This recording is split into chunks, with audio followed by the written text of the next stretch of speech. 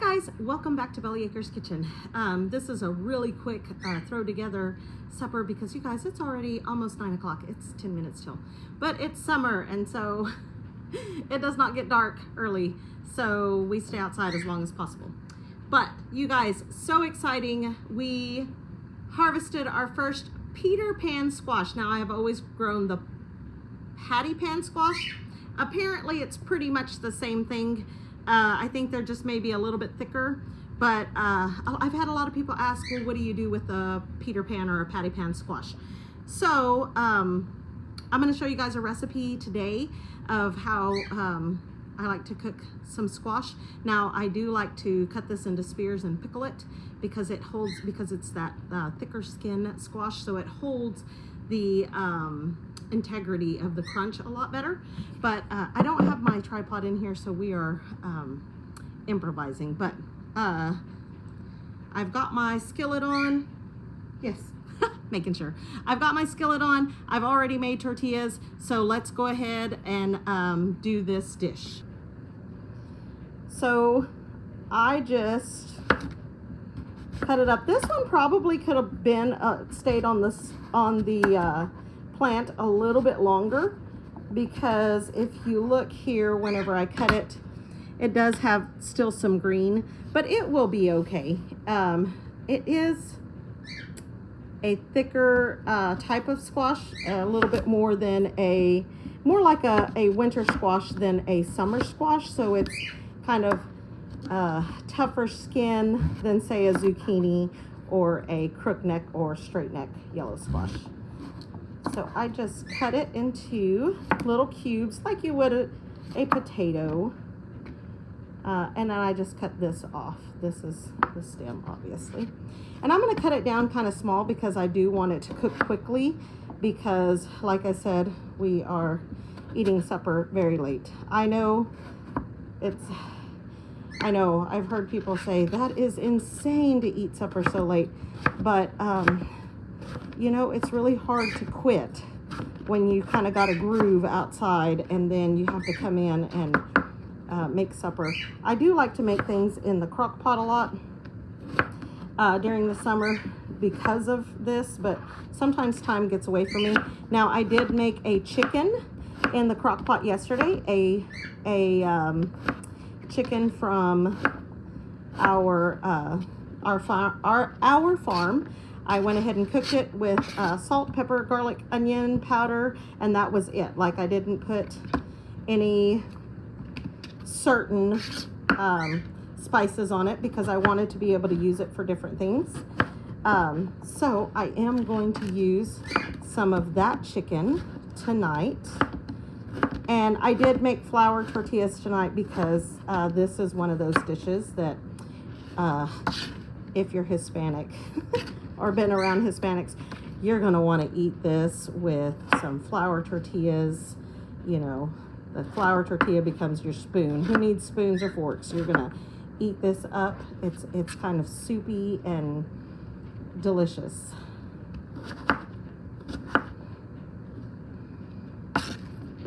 So I'm trying to cut them all about the same size so that they cook evenly, like you would a potato. It is a little bit tougher because it is still a little green, but honestly, it's not bad at all. I was just so excited to be able to harvest something out of the garden. So here we go. Put it right into my hot skillet. I don't have any butter or anything in there because my skillet is seasoned very well. So I'm going to let that just cook in that skillet. It doesn't have any butter or anything in it. You can put butter if you want to, or a little bit of oil, but honestly, it's just fine like that. It's on a medium, maybe a 6 on my stove. So I'm going to go ahead and pull this chicken out of this pot that I had it in where I slow cooked it yesterday. But I want to show you guys something. You guys see this gel? All that gelatinous is so beautiful. That is a sign of a good fatty chicken. So these are chickens we raised on the farm. And when you can get that gel like that, that makes for amazing chicken stock. I just wanted to show you guys that. That is amazing. Now you do want to pay attention to your squash so it doesn't burn, but you do want to get some good char on that. See that char? Now at this point you can add onions and bell peppers and whatever your heart desires. I am not going to put any of that. This is going to be chicken and squash. All right, so see how everything is browned really nicely? So now what I'm going to do is, instead of canning this beautiful gelled broth, I am just going to use it right here in with this, and it is gorgeous.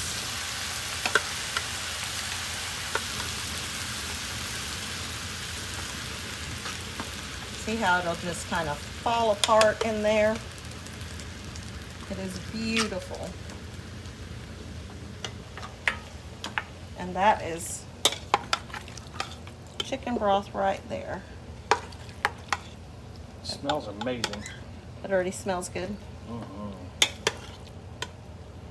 Now this chicken broth does already have salt and pepper, because like I said, I seasoned that salt and pepper with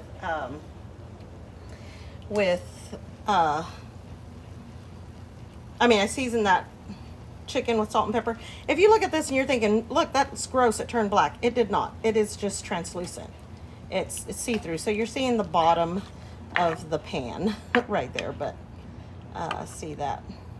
It's like translucent. Now I am going to cover this. Actually, I'm going to put a little bit of tomato bouillon, and it has chicken flavoring in it. Now I don't want to use too much because, like I said, my broth does already have salt and pepper because I had seasoned the chicken, but I do want to put that together. And I want this squash to start cooking because, again, it is a very hard squash, so I want it to start to boil down. So I'm going to let that cook while I finish picking the chicken. All right, so here's the meat we got from the legs, thighs, wings, and of course some more of that gelled. The only reason that broth is gelled, guys, is because that the chicken was in the refrigerator overnight, so it made it into a gel. So now I'm going to mix this in, and then I'm going to add some canned tomatoes and some salt, and we'll check for salt. I'm going to go ahead and add this. This is just diced tomatoes with, this is just diced tomatoes and tomato juice. It doesn't have anything else in it. And I had already added that tomato, turn that up a little. I had already added that tomato bouillon. So we're going to get that mixed in real good. You can add Rotel at this point, or something that has a little bit of spice to it, if you want to. And I am going to taste that broth and make sure that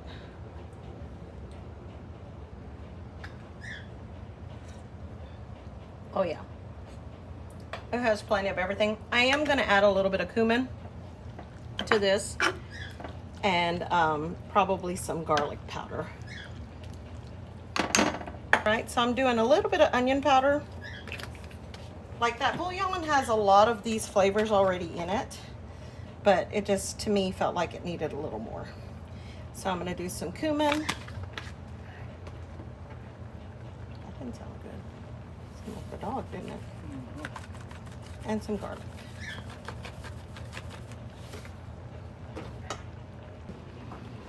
All right.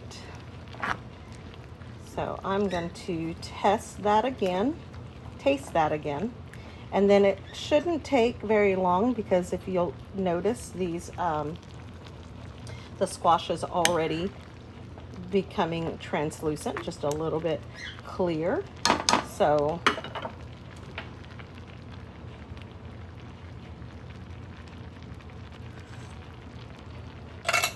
that hit the spot, guys. I'm gonna cover that and let that cook for about 10 minutes. All right, I'm gonna go ahead and serve Rusty up. This is Pollo con Calabasa. It's very soupy, but you want it soupy because you've got flour tortillas to sop all of that up. And then I did not make beans, you guys. I opened a can of ranch style beans with jalapenos. So he is getting ready, but here's this. Mmm. Looks good. Yeah, so we'll get everybody's reaction afterwards.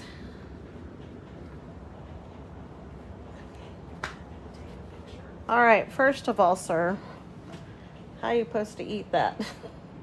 Supposed to eat it on a tortilla. You scoop up some beans. I'm gonna do it the polite way right now. Yeah. Pack that chicken meat and squash in there. It just needs some salsa. I didn't make any salsa either. Too late at night. What do you think, Desi? Have you tried it? No, not yet. Careful, don't burn yourself. She's like, look. It's good. It's good? It's bomb.com. Bomb.com. All right, you guys, so there's our first harvest, our first squash out of the garden, and yay! And made a good home-cooked meal for Rusty and Desi. And yeah, that's how I make the, well, now Peter Pan squash, one of the ways that we make it. So I hope you enjoyed this recipe, and I hope you try it, and I hope you like our videos. If you do, please hit the like button. Subscribe if you haven't already. Share with your friends. Leave us some comments. And most of all, don't forget to smash that bell and get notified of the next new video when it comes out. Yep, until next time, you guys, God bless. See ya. Peace.